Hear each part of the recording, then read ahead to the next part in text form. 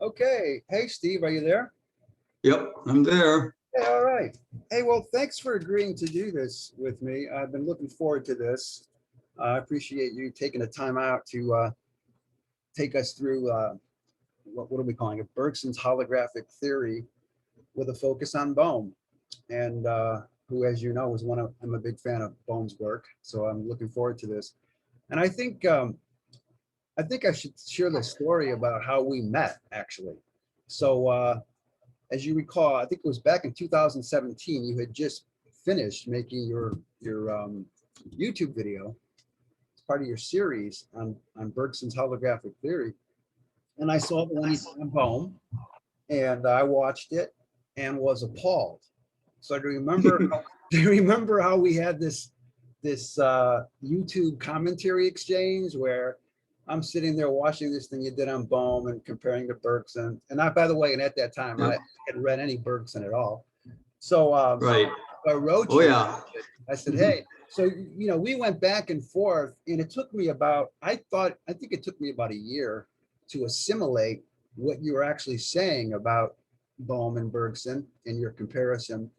So I went back to your presentation and I reviewed it maybe twice, and I'm absorbing this thing. I'm saying, Jesus, I can't deny what Steve is saying is actually correct. There are some really good points here. So it forced me to look at Bohm from a new perspective, a la Bergson's holographic theory. And by the way, I never thanked you for turning me on to Bergson because, I become a Bergson freak.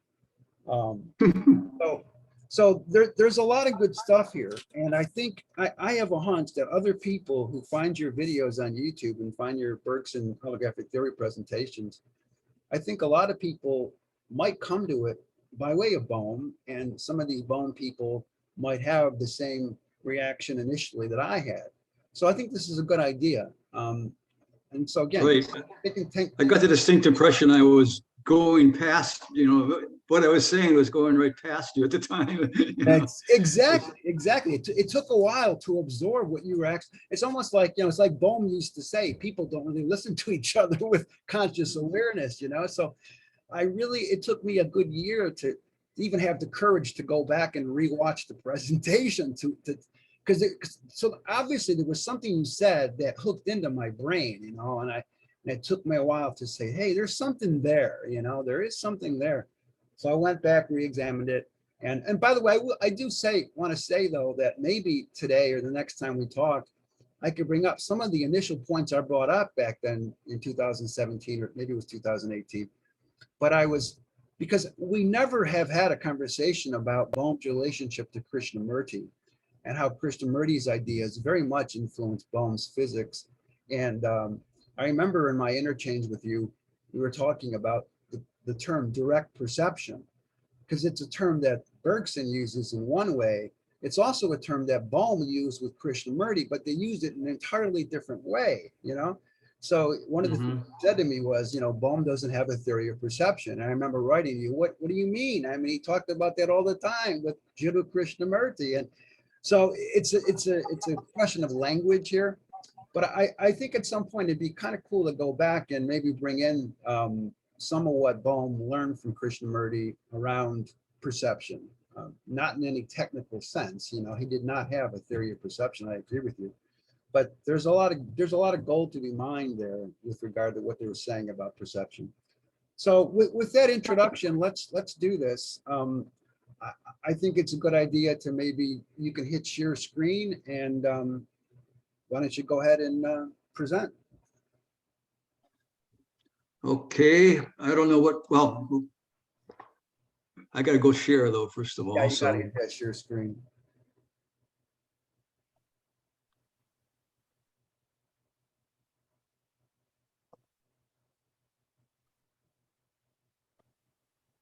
Okay. There we go. Well, there it is, a little screen. But the question kind of is, I think you want to ask is, how did I ever discover Bergson in the first place? Right. And that's where it gets sort of interesting. Truthfully, I had been in Vietnam and got a when I'd come back in North Carolina, I ended up having, shall we say, a mystical experience after,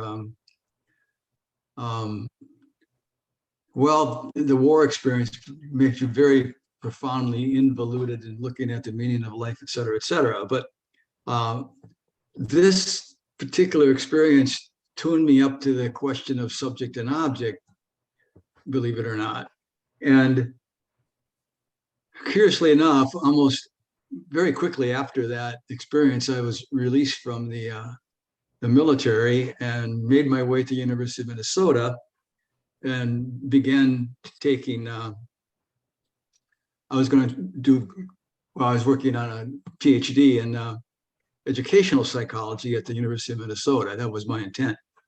And I had a background in psychology and political science before Uncle Sam grabbed me. But I also loved Piaget at the time from my previous background before the war. I had discovered Piaget in cognitive science, and so I was taking a course on Piaget and group theory, and the professor, Dr. Bart, had an assignment, of course, and wanted us to write a paper. And I said, well, I'm going to write a paper on Piaget and his epistemology. Now, you might ask, where did epistemology fly out of? And that was from courses in philosophy I'd had that had interested me. That I had no clue what epistemology really was all that much about. But anyhow, he said, well, why don't you just write a book? Why don't you write a paper on the relationship of Piaget and Bergson? And I said, oh, okay. I'm thinking, who's Bergson? You know, same as everyone else. Like, who is Bergson? So I found a book on Bergson, because one never reads you would never read Bergson directly right off the bat. Of course, you find someone that's kibitzing about Bergson, and this was a book by Carr, Woolen Carr. But what struck me right away was, and let's see if I've got the quote here.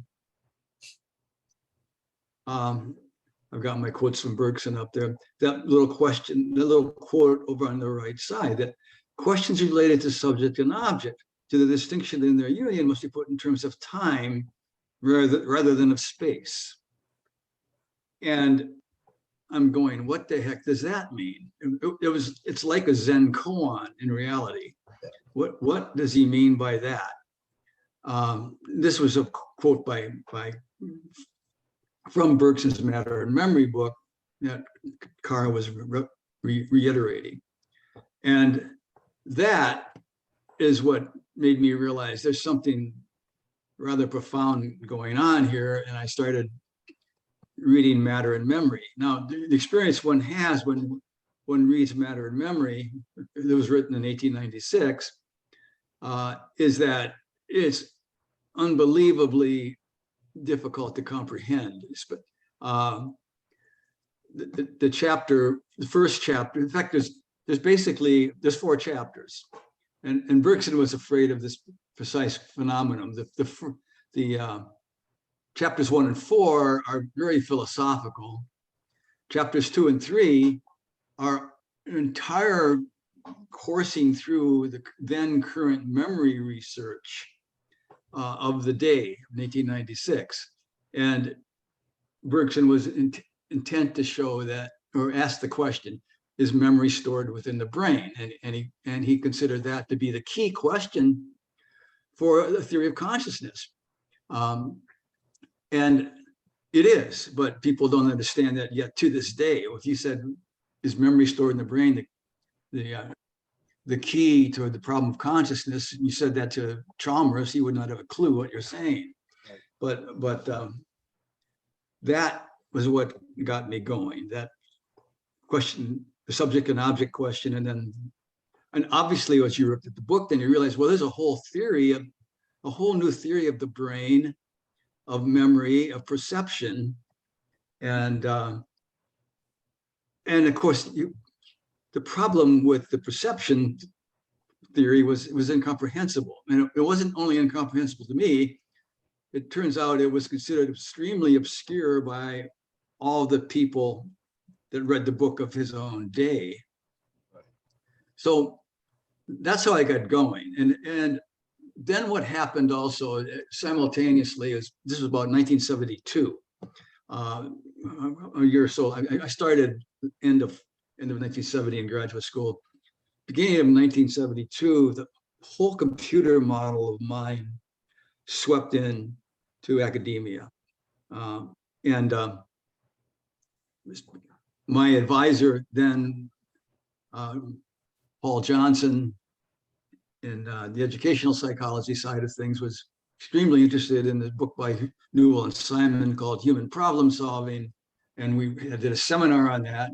And of course, Newell and Simon were trying to simulate human problem solving. And that was the initial state of affairs when this whole phenomenon swept in, this whole movement of the mind as a computer. It was the state of affairs was, we're going to simulate, we're going to show how the brain actually works. It's a symbolic processor. And that, of course, has been nearly abandoned over the current years. I mean, AI makes no pretense at trying to truly simulate what the people are doing. They'd like to be able to do what they're doing, but as far as simulating how people actually do it, that's almost considered a lost cause. But simultaneously, I was taking seminars with in the psychology side of the University of Minnesota with Bob Shaw. Now, and Shaw was the he was a student of Gibson. He had been with Gibson at Cornell. J.J. Gibson, the great theorist of perception, and Shaw had been at Cornell for a couple of years with Gibson. He was brilliant. He was also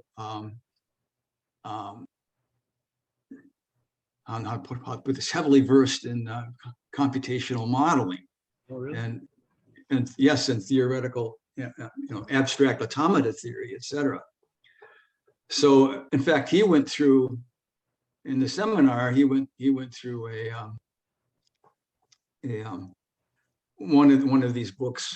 I think it was by Feigenbaum, Computers and Thought, and just it was a whole series of chapters on various computer programs that were trying to simulate mind. And I mean, this was already 1972, and he just annihilated all of them as not even close to dealing with the problem.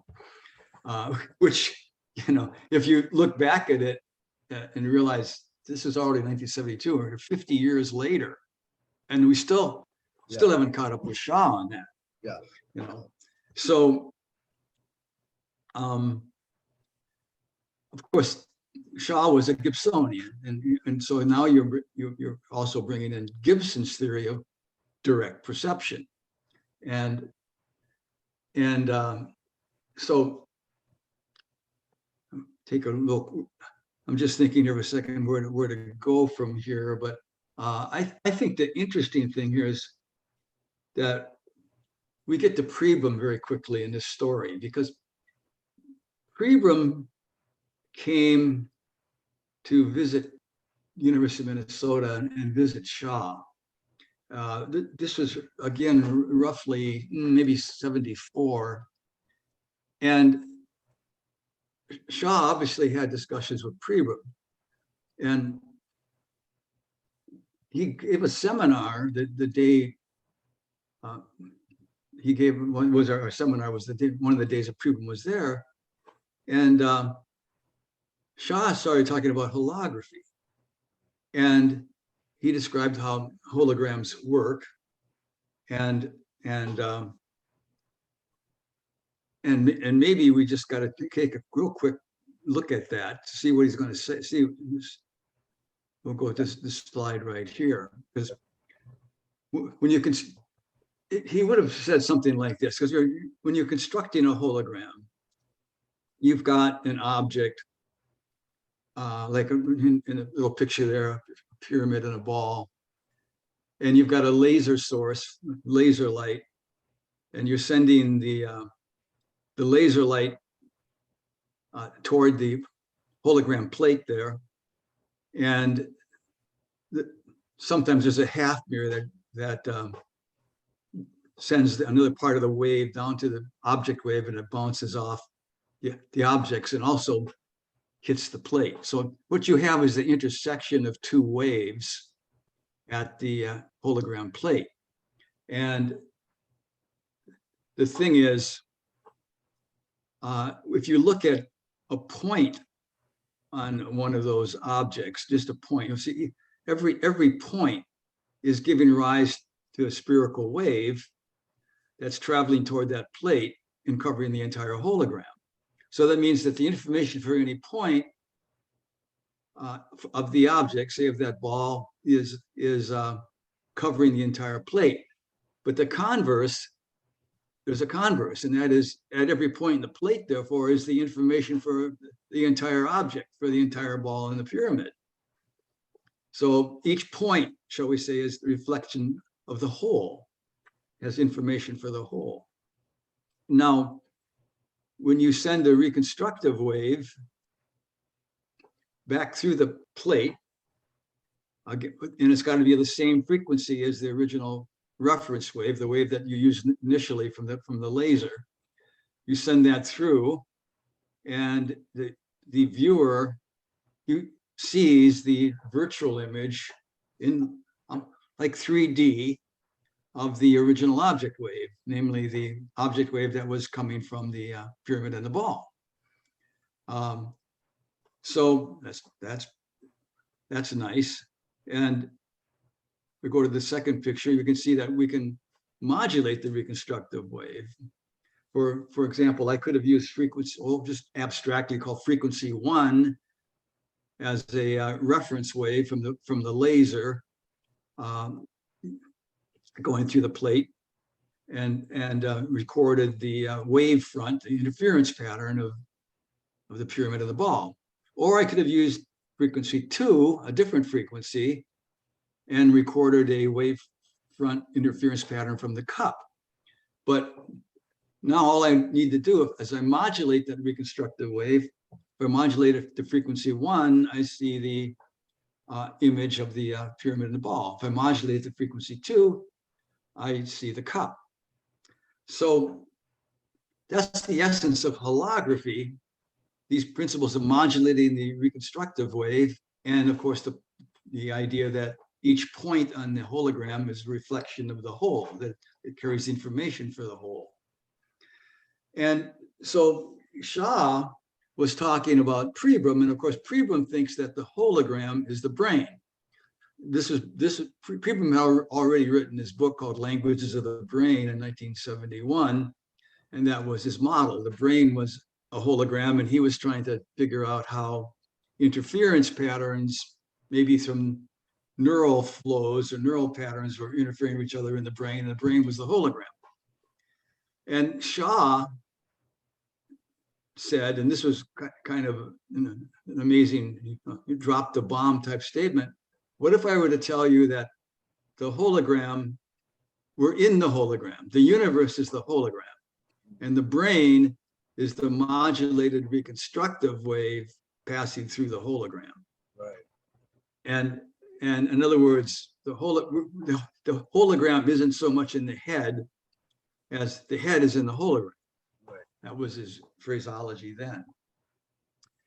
And at that point, I guess I must have had an aha experience, because I remember telling Shah after the seminar, that's exactly what that's Bergson's model. That's what he's saying. And how did I know that? Well, by that time, I'd probably read Bergson, Matter and Memory, a dozen times, inside and out, from the front to the back, from the back to the front. Different chapters, been trying to grasp what he was really saying. And so I'd gone over this particular quote from Bergson, of course, some amount of times. and this is the quote, and in the context, I should set it up. Bergson is talking about, well, how do we see the external world? How do we see the coffee cup out there on the table? Okay, or the pyramid and ball out there on the table, or that coffee cup with frequency 2. How do we see that? Because there's no photograph, obviously, of the coffee cup in the brain. And the neuropsychology, shall we say, of his day was already advanced enough to clearly know that you're not going to find a photograph or anything like a coffee cup with a stirring spoon inside the brain. But he went on, he says, but is it not obvious that the photograph, if photograph there be, is already taken, already developed in the very heart of things and at all points in space? No metaphysics, no physics can escape this conclusion. Build up the universe with atoms. Each of them is subject to the action, variable in quantity and quality according to the distance exerted on it by all material atoms, bringing Faraday's centers of force. The lines of force emitted in every direction from every center bring to bear upon each the influence of the whole material world. Call up the Leibnizian monads. Each is the mirror of the universe.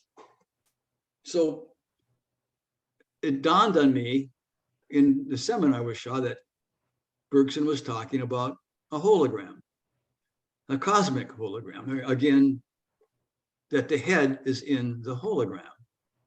And when you look at other quotes that Bergson made, if you upgrade Bergson into the holographic understanding, and remember, holography wasn't discovered until 1947 by Gabor. Bergson's writing in 1896. But if you upgrade what Bergson probably would have said into the current understanding of holography, you come out with the idea that indeed he's looking at the brain as a reconstructive wave passing through a universal holographic field. And of course, when we get to Bohm, we'll see that Bohm had in 1980 generalized the idea of a hologram as being, the universe as itself being a holographic field. Yeah. And we're just going to get a difference as to how the brain actually works in that particular field. Yeah, but Steve, can I ask you a question? I'm curious about something. When Bergson was over there at the University of Minnesota, and he's having this conversation with Shaw, and Shaw says, hey, the brain is in the hologram.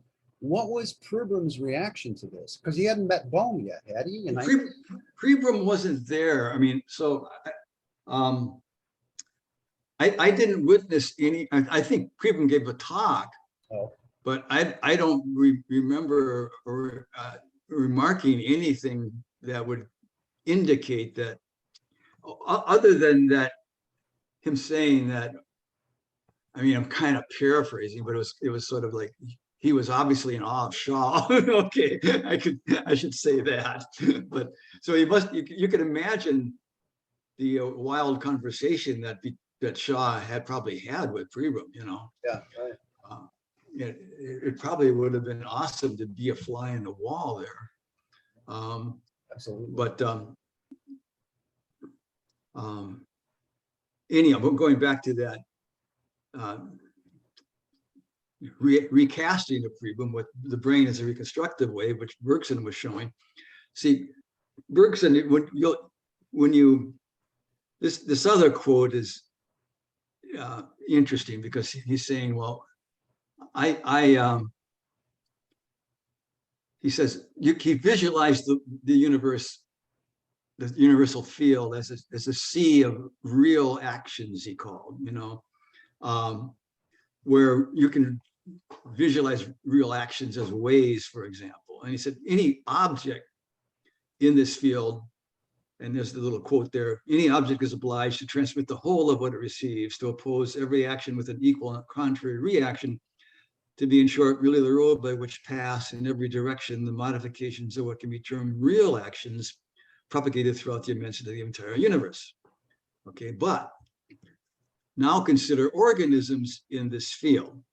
And then what an organism, a cat or us, we're connected to the field in the sense of we need to be able to act on the field. We're acting systems. We have systems for action. So in this holographic field, which is information everywhere in the field, we're only interested in the action. The cat, the frog, I said, are interested only in the action which is relevant to the body. So Bergson goes on and says in the next quote, only if we consider any other given place in the universe, we can regard the action of all matter as passing through it without resistance or without loss. And the photograph of the whole is translucent. Here there is wanting behind the plate, the black screen on which the image could be shown. Our zones of indetermination, and this brings in the idea of freedom of action, but we won't go into that. In other words, our organisms play in some sort the part of that screen. They add nothing to what is there. They affect merely this. The real action passes through, the virtual action remains. So Bergson succinctly described perception as virtual action as well.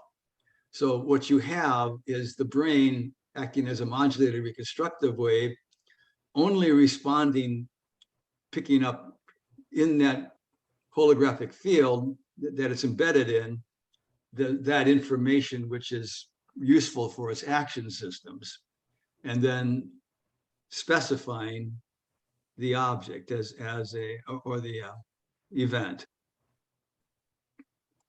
And I put a little picture of it here. The best way to look at it, there is my holographic field representation, all the lines going everywhere. And the brain is the reconstructive wave passing through that field, specific to a coffee cup being stirred on the table, on the kitchen table in front of us.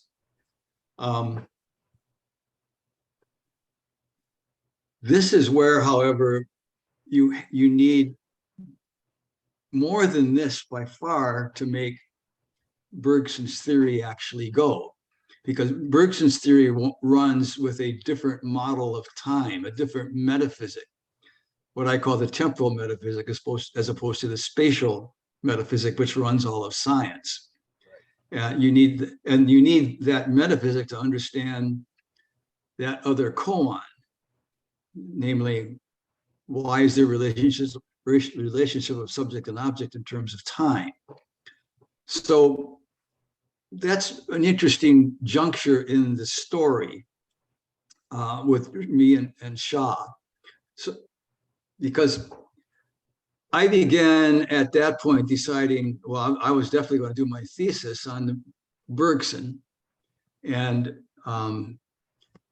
Bergson's model of mind, but I was going to integrate all of Gibson, not all of Gibson, but I intended to integrate Gibson because in my mind, obviously with Shaw's approval, to some degree, that J.J. Gibson and his theory of direct perception needed Bergson to work, to be comprehensible, because Gibson's theory of direct perception is simply not comprehensible to people. He just says, well, the environment is specific to, such and such, and the brain is specific to the environment. Well, in fact, we can go through that very quickly here, because when Gibson is talking about that, he's talking about these kinds of mathematical relationships, like the texture gradient, where you'd see this kind of a gradient across, well, your lawn, the field of grass, or your gravel driveway, or a beach. They're ubiquitous, and there's this mathematical relationship where the horizontal distance between each of these little texture elements is proportional to the distance away from the observer, and the vertical distance up and down is proportional to the distance squared from the observer. So you have this nice law, and if you move the cup back and forth across that gradient there of texture elements, there's a constant ratio of the height of the cup to the number of texture rows that the cup occludes. So if the forward cup includes 2 rows, if it halves in size, moving backwards, it's also obscuring now 4 rows of the gradient. So you've got a constant ratio that's specifying the constancy, the size constancy of the cup. So that's one of the kinds of things that he's looking at. And then, of course, you can put the whole field in motion with what he calls an optical flow field. And then you have these little vectors of velocity vectors radiating from a central point as you flow down the road or toward the mountains. And again, the value of each vector, the velocity value is proportional to 1 over the distance squared from the eye of the observer. And over these kinds of fields, you get interesting ratios like the tau ratio here, which seem to describe the severity of impact, so that if you're going to make a landing, like an airplane or a dove landing on a runway for that matter, you're using the information in that tau ratio to modulate your action systems to bring to keep the impact from being too much, so you make a nice landing. And then it gets even worse, because even then in form, you'll see that these fields are very ubiquitous in form. Here's a nice example of what I call a Gibsonian cube. If that were rotating, you'd have a set of those flow fields. You'd have a partition set. You'd have an expanding flow field as the side rotated toward you, a flat flow field for a brief instant, and then as the side rotated away from you, you have a contracting flow field. You have a radial flow field on the top, and in reality, what are considered static features of that cube, those edges and vertices, are now seen for what they are. They're only sharp junctures, discontinuities in those flows. So over time, when you remove the static notion of that cube, but it's a dynamically rotating cube, its features are purely functions of these flows and exist very ephemerally as discontinuities in the flows.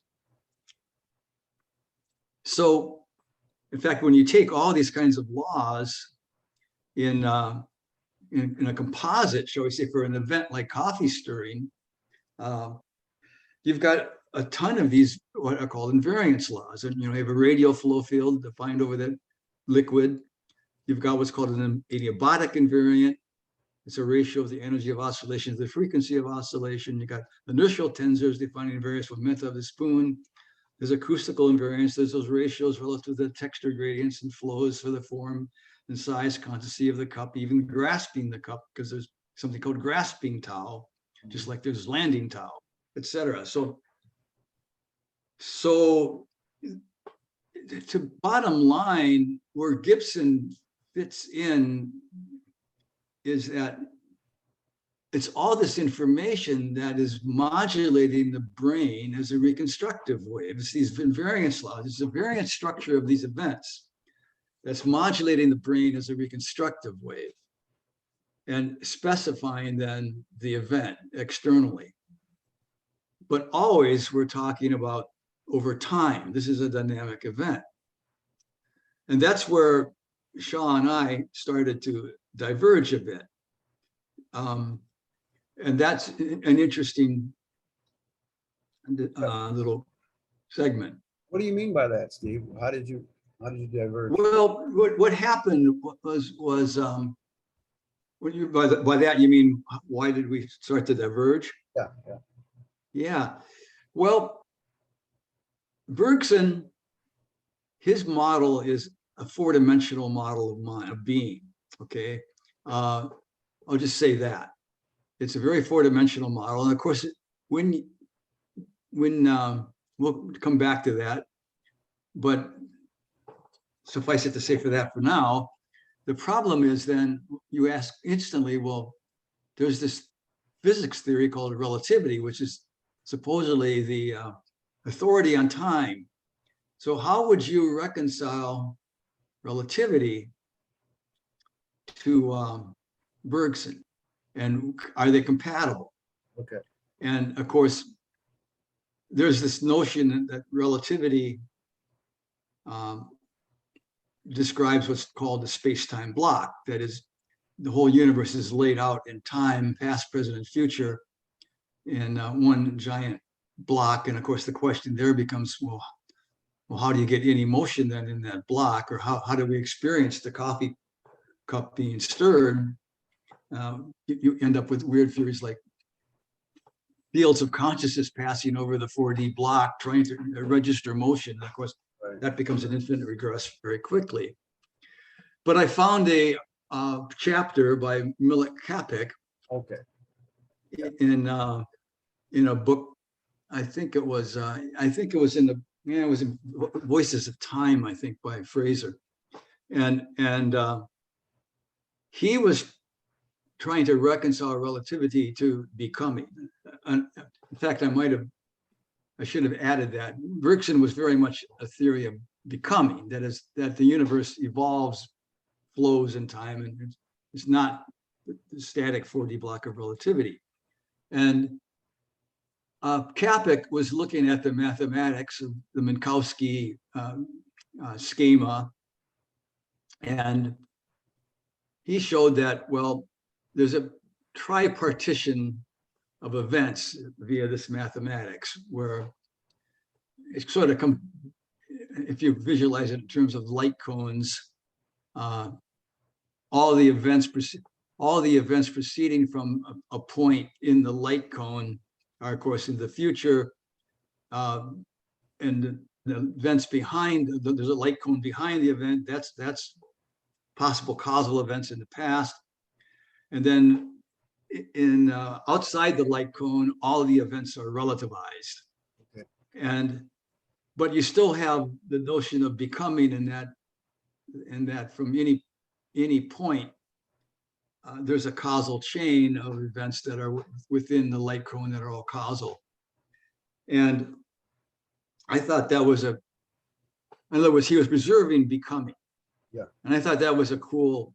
Yeah. I wrote up a paper on this. And I gave it to Shaw, and Shaw liked it. And it just so happened that Gibson was visiting the University of Minnesota at the time. This is like 1975. And you see how I'm making progress on my PhD very slowly. See,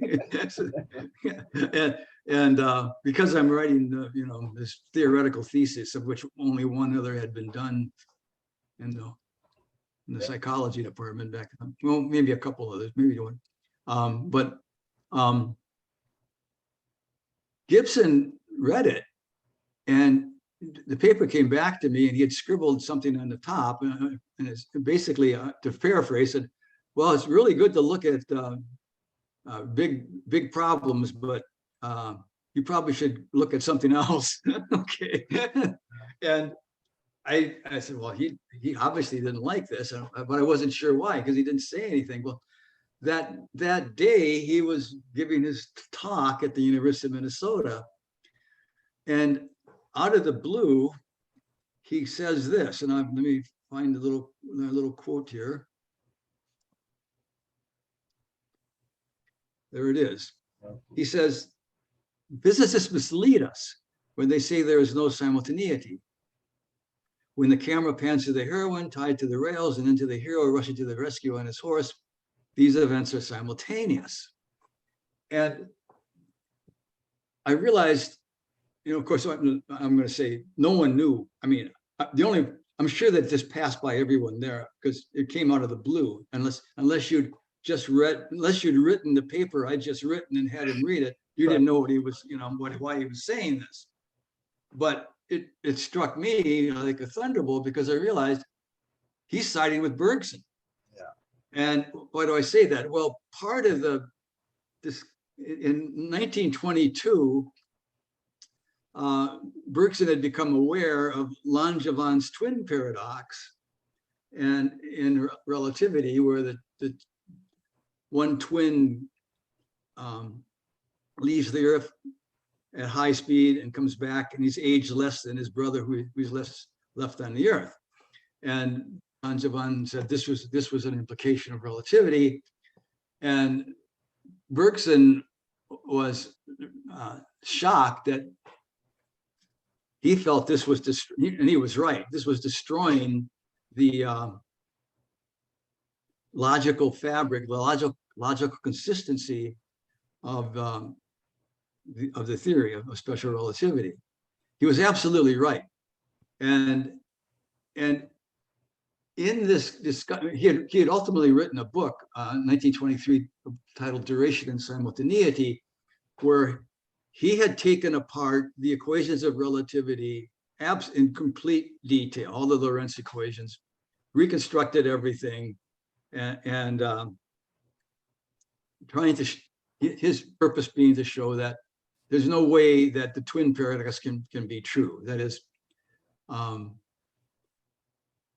time is an invariant flow for both observers. Both observers, both twins experience the same time flow, and one doesn't age more than the other. There's various reasons for this I don't want to go into, yeah. but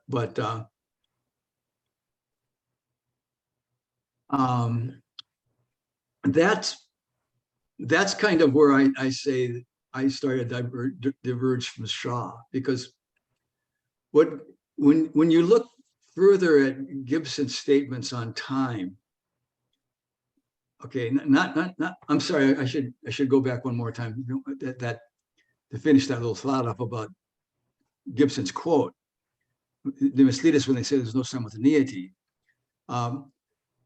What he's talking about there, when you have the heroine tied to the rails, kicking her legs and struggling, and the hero rushing to, horses galloping, these are simultaneous flows of events. I would call them simultaneous causal flows, and they cannot be relativized. And this is one of the great sins of relativity. They take everything down to a point. All the mathematics is always taken as an instant, as a cross section, an instantaneous cross section of these flows, but the flows cannot be relativized. And Bergson was talking about this in his book in 1923, of the duration of simultaneity. As one of the chapters, he's discussing, well, you've got these flows, and I'll give an example. You have I like to think of a rose that's blooming, of organic motion. And let's say make it a very wide rose, like 10 feet across, and you have two opposite petals that strike 2 points, 10 feet across, 2 points separated 10 feet across at exactly the same time. And now in relativity, there was, a physicist could fly by in a rocket ship, declare that the observer stationary watching the rose would declare that the two petals had hit simultaneously on each side of the rose at 2 points. He said, well, actually you're in motion and your clocks are not in sync, and there was not simultaneous. But the problem is that's absurd, because you cannot relativize the organic simultaneous flow and growth of the rose. You can't, no more than Einstein's example of the lightning bolts, where in reality, the lightning bolts are part of an organic, evolving, or simultaneous set of flows of a storm system. And yes, if you take an instantaneous cross section, you can say it's relative. That is, the two lightning bolts either did or did not strike simultaneously, depending on the motions of the observer. But in the larger context of the simultaneous flows of the storm or of the rose, etc., that's absurd. They can't be relativized. Relativity is just plain wrong. This is what Gibson was arguing, and this is what Bergson was arguing. And then it leads to a more profound problem with the nature of time yet, because what Gibson was implicitly arguing for in his works was what I call Bergson's temporal metaphysic, where you cannot, in the classic metaphysic of spatial metaphysic, time is reduced to a series of instants, and there's a present instant, then that falls instantly into the past. In the event flow, there's a present instant that falls into the past, which is the symbol of non-existence. You have the next present that falls away as the next present comes, instant after instant after instant, and the past is simply lost into non-existence. And this comes about from a spatial treatment of time, where we're looking at time. Oh, what happened? You're good. You're good. Where we're looking at time, when we're looking at time as a series of instances, that's come because of the spatial treatment of time. We look at a cup going across the like a little gradient, and I don't have a good picture of that here, but you're looking at a cup going across the surface, and where that surface is perceived as a continuum of points, and the path made by the cup from point A to point B is a line which then we can divide infinitely into a series of points. And of course, this divisible line, then between each pair of points, we now have to explain the motion. If that's our explanation of motion, between each pair of points, we have to put another line. Again, it's infinitely divisible with an infinite number of points. And we quickly end up with an absurdity. We're trying to reconstruct motion as a series of immobilities, and it's obviously an infinite regress. So Bergson was argued in the temporal metaphysic, we have to treat motion as indivisible. It cannot be, we cannot divide it into a series of instants. And he pointed out that the whole of Zeno's paradoxes, all four of them rested on this problem of taking the motion in terms of a space, a line, infinitely divisible. But in reality, the motion is indivisible. And not only should we look at the motion as indivisible, or the time transformation of the universal field is indivisible, but that we should see it in terms of a melody, where each instant or note in the melody is the reflection of all the preceding notes. And each note interpenetrates or permeates the next note, creating an organic continuity. So sort of back to the organic continuity or flow. And this should be the model of time. And what this does is allow for the brain, that reconstructive wave, to specify events like the coffee cup being stirred that are actually in the past, as we would call it in the classic metaphysics, because we're looking at events as we're stirring that coffee that have long since come and gone, or the fly buzzes by the coffee and all its wings beating, but it's long since come and gone. And in standard psychological theory, we now try to begin to figure out, well, how does the brain store all these little instants and build it up into a whole time structure so we can perceive the event? And see, suddenly you begin to see why Bergson said whether the brain stores memory is critical to consciousness, because our consciousness is four-dimensionally extended. We see time extended events. We see the coffee stirring.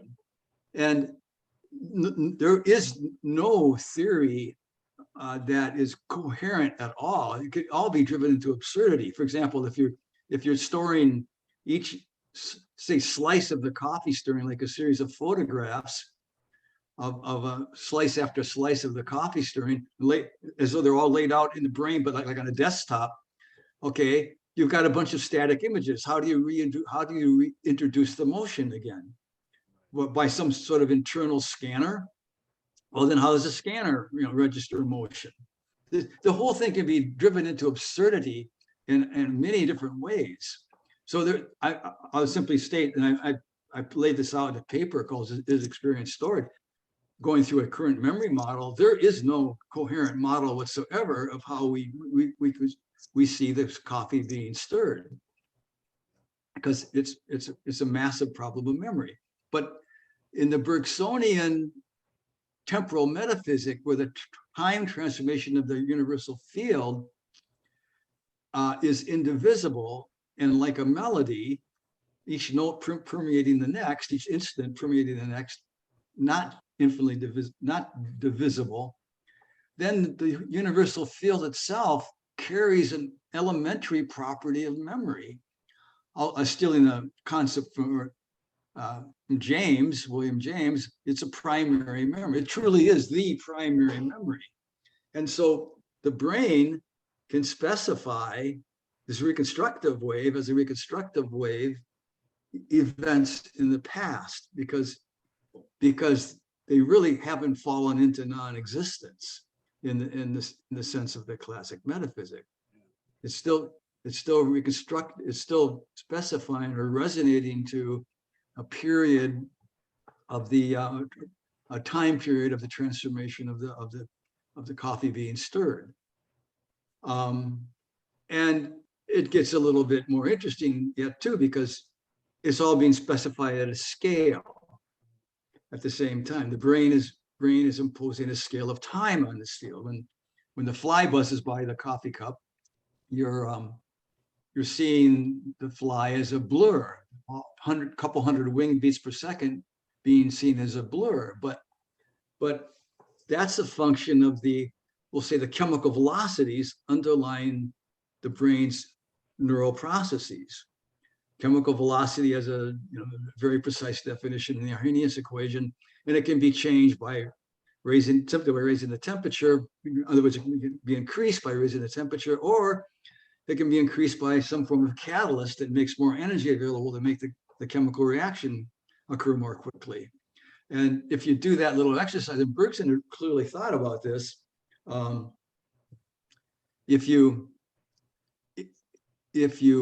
increase the chemical velocities underlying this resonant wave that is the brain is creating, you're changing the scale of time that is being specified. So if you increase these chemical velocities, the fly starts flapping its wings slowly like a heron, and then keep on increasing even more, and then pretty soon the fly is stable, it's motionless. Okay, and so you're getting a couple interesting things going on there right away. Number one is back to the virtual action principle. Perception is display of possible action, or virtual action. Well, because all this information is being relayed in the brain to the action systems via feedback from to the visual system and back, you're now seeing constantly how you can act on that fly. You're seeing in the original fly, the normal scale of time, the buzzing fly, you could reach out very quickly and maybe grab the fly. By the time the fly is a stable, motionless fly with its wings not even moving, you're seeing how you can reach out very leisurely and pick the fly out of the air by the wingtip. That's the implications of perception as virtual action. It's also the implication of Gibson's affordances. They just don't realize this. Affordances in the Gibson terms is just another way for saying perception is virtual action. You're seeing what action the environment affords the organism.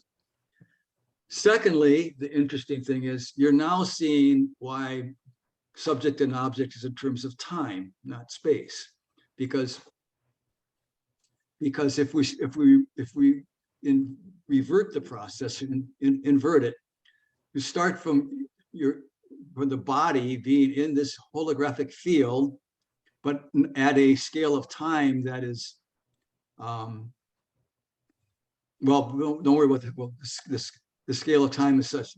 Remember, how can I put this? The body and the fly in this field they're not separated spatially. There's as Bergson would say, all the objects we see precise outlines in our perception at this normal scale, but at other scales, the objects blend into each other in this holographic field. But so you can visualize a start where the brain is specifying at a very high energy state, say the fly, you're watching the fly as a cloud of electrons, okay, and you're also a cloud of electrons if you look at your hands, etc. But as you start lowering the energy state, or the chemical velocities, as I call it, the fly starts to transition from a electron cloud to now a crystalline vibrating but stationary like fly, to now a fly starts slowly move his wings, and now he starts to flap his wings sort of like a heron, and now you're back ultimately with enough change of energy state to the buzzing being wings a blur of normal scale. So in that transformation we just described, subject is differentiating from object in terms of time, but not of space. You've never broken the essential unity of the two, the body, your body and the little fly in that field. But what you've done is impose successively greater scales on time to where you start to differentiate yourself as a being in a body from that fly as a being in a body. So hence subject differentiates from objects in terms of time, not space. So as I've said, just getting back to where I diverged from Straw, Gibson was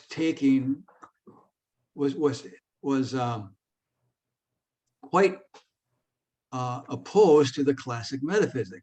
You have quotes like this: the idea that space is perceived and time is remembered lurks at the back of our thinking. But these abstractions borrowed from physics are not appropriate to psychology. Adjacent order and successive order are better abstractions, and these are not found separate. So that's quite a prohibition for psychology, if you think about it. It's saying you can't use the physics abstractions of space and time. Okay, and then he goes on another quote, and I'm talking his book, 1966 book, Senses Considered as Perceptual Systems. The essence of memory, as traditionally conceived, is that it applies to the past, in constant distinction to the sense perception, which applies to the present. But this distinction is wholly introspective. It depends on the feelings of now and then, not to the facts of life. Information does not exist exclusively in the present. Now remember that present moment in the classic metaphysic, that instantaneous present. He's saying there is no such thing as this instantaneous present. And he says, so information does not exist exclusively in the present, as distinguished from either the past or the future. The stream of consciousness described by William James exhibits the traveling moment of the present time, with the past extending backward, the future extending forward. But this is the stream of self-consciousness, not the process of perception. Physical events conform to the relation of before and after, not to the contrast of past and future. So what he's saying there is, yeah, I don't care about your classic metaphysic with its line of instance, one being present, the rest in the future and the others in the past. Then we move to the next present, and one of the past and the present and the former present drops away into the past. There's no such thing. We're not dealing in terms of this particular metaphysic with its present instant, its past, and its future instance. That's why we're talking of relationship of before and after relationships, but before and after has nothing to do with a present and a future. In the sense of the classic metaphysic. And so when I say I diverge from Shaw, I don't. What we've just gone through is you see how Bergson's temporal metaphysic is, as I said, is required to make his model, this reconstructive wave model, worked. And similarly, Gibson's model, in fact, I neglected to say, in Gibson's direct perception, he's saying that the brain is specific to the environment, just like the reconstructive wave is specific to an object wave, the cup or the pyramid and ball. Yeah. But no one's been able to understand that because the Gibsonites have never brought in Bergson's holographic model. And secondly, they haven't understood this prohibition that Gibson made. We can't bring in the abstractions borrowed from physics. They're not appropriate to psychology. But what Shaw did, ultimately, because he loved physics, he's a brilliant physics mind, is try to model ecological psychology on quantum mechanics. Right. And Turvey is, another brilliant collaborator with Shaw, was trying to model direct perception on quantum mechanics also. Shaw was trying to model it, on the wave equation, actually. And you see, that's Gibson would say, no way, you're barking up the wrong tree. And I just saw another article coming out where they're going to try to use, the author is toying with using that four-dimensional space-time block and the implications that has for discussing memory in Gibson. Because remember, Gibson made other statements. I'm not sure I have them, though.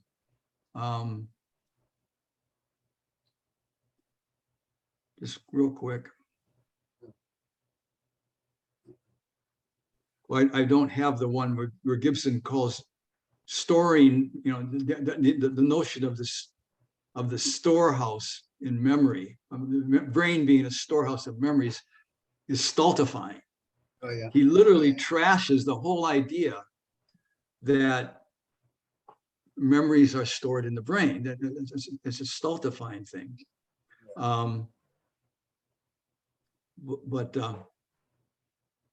In fact, here's another quote from Gibson: that for the traveling moment of present time is certainly not a razor's edge. Again, it's not that present, as James observed. No one can say when perception leaves off and memory begins. See, I'll put a parentheses there for a second. In reality, you're always seeing, in the Bergson's model, perception is always a memory. Yeah, you're not trying to find this hypothetical divine line between perception and memory. Perception is always a memory because it's the specification of past transformation and the visible transformation of the field. But going on with the Gibson quote, the difficulty is an old one in psychology, and Boring has described efforts to get around it in this chapter under this perception of time. The simple fact is that perceiving is not focused onto the present item in a temporal series. Again, back to the present item. Animals and men perceive motions, events, episodes, and whole sequences. So in other words, you're seeing time-extended, dynamically transforming events. You need the primary memory of the universal field as it transforms as specifying this. He goes on, the doctrine of sensation-based perception requires the assumption that a succession of items can be grasped only if the earlier ones are held over so as to be combined with later ones in a single composite. This can be pushed into absurdity. And that was my example of taking slices of the coffee stirring succession of items and placing them one after the other on a desktop in the brain, so to speak, and then saying somehow you're going to get motion back out of that static structure you've placed in the brain. Not going to happen. And it can be pushed into absurdity because now you're led to scanners scanning it, etc. So that is where we diverged. Ecological psychology got taken very much into physics and modeling after physics. And this is not to say that mathematics shouldn't be employed or can't be employed, but it's got to be put in the context of the temporal metaphysic. And that makes The biggest challenge, Steve, is temporal metaphysics. I mean, it's challenging for people working in physics, psychology, consciousness studies today. Right. That's the thing that Right. Yes, and as we were talking before we started talking about my looking at the review of this computational neuroscience conference, and noting that it's just a massive endeavor. It's a juggernaut. Yeah. But the problem is the whole of computational neuroscience and a whole computational metaphor and the whole of AI is based in the classic metaphysics. It's nothing but the computer. It's an abstract series of states, state after state after. Just think of the Turing machine and that tape, that tape divided into discrete little sections, one after the other, being one being moved. There's never more than one instantaneous instant in the computer metaphor. There is no possibility of the computer model dealing with time extended transforming events. And this is why I've noted that, Penrose is when he talked about non-computational thought in his 1996 book, The Shadows of the Mind, and for which he was roundly hated for. What was he visualizing? We should put a picture in there, but he was visualizing a hexagonal number that like a 19 that'd be folded into a three-sided cube, the three-sided cube lacking one of the sides. And he's looking at a computation that does not stop. That is, if you add successive hexagonal numbers, you always get a cubical number. And so what he does is he takes a cubical number, starts with like 1 as a cubical number, takes the next hexagonal number, a 7, folds it into a three-sided cube, stacks it over the first one. Now he's got an 8. Then he takes the next hexagonal number, a 19, pulls it into the three-sided cube, stacks it over the previous number, the previous cube, which was an 8, and now we got 27. And that, but his argument is you can see visually that this just keeps going and going and going. And you're always going to get a cube. And the problem there is he didn't realize that you can only see this in an indivisible time. It's only in an indivisible time flow of perception, whether it's mental or whether it's in the actual concrete perceptual world, that one can see the globality of the transformation and the invariance being preserved. Yeah. So that's why it's non-computational. It has nothing to do with the computer metaphor of abstract states, which is the epitome of the classic metaphysics. So again, you will find, I saw people in ecological psychology, they're trying to dump the computer metaphor, but it doesn't do any good to dump the computer metaphor if you're keeping the classic metaphysics on which the computer metaphor is based. That's the core of the problem. And it's also the core of the qualia problem. If you notice, we've been describing qualia all throughout this, or qualities of form, of rotating cubes, of buzzing flies versus heron-like flies versus crystalline-like flies, at various scales of time. Because when you remove the classic metaphysic, I won't try to go into it here. I would need a picture. But when you go to the temporal metaphysic, you're specifying qualitative motion in a qualitative field at a scale of time. And the hard problem is arising from this classic metaphysic, and also is frankly from the problem that they don't understand that you're trying to explain the origin of the image of the external world in the first place. Right, they think they're just trying to explain qualia, but all qualia form is quality. Everything in the external world, image of that coffee cup and the table, etc., is qualia. The whole image is qualia. You're trying to explain how the image is perceived. Yeah. So Form is qualia. That's what people struggle with, I think. right. So that's kind of bringing us to Yeah, I was Bohm, gonna say, actually. yeah, I was gonna say, this is a good segue into Bohm. I don't know if you want to go into Bohm now or wait for another time, because we've been going for a while. Maybe we should wait here. Yeah. Yeah, but this is a very good segue, and because I wanted to come back to set us up for next time. Let's talk about Bohm and his relationship to the temporal metaphysic versus the classical metaphysic. He's very unique, as you know, he's so close to Bergson, but at the same time, we got to, for instance, talk about, Steve, I think it'd be a very good idea to talk about the difference between direct and indirect perception, or direct and indirect realism. Right. Because you're right on when you say Bohm is an indirect realist. And say, I think that's a good place to start, I think, because that ties into the whole temporal metaphysic thing as well. So maybe let's start there. Let's get into Bohm next time. That's a good plan. Okay. I think that's a good idea. Is there anything you wanted to say here before we stop, though? Because this is a good introduction, basically, to the whole Gibson-Bergson integration. Do you want to say anything else that we haven't done? A thought just flashed by me and I just lost it.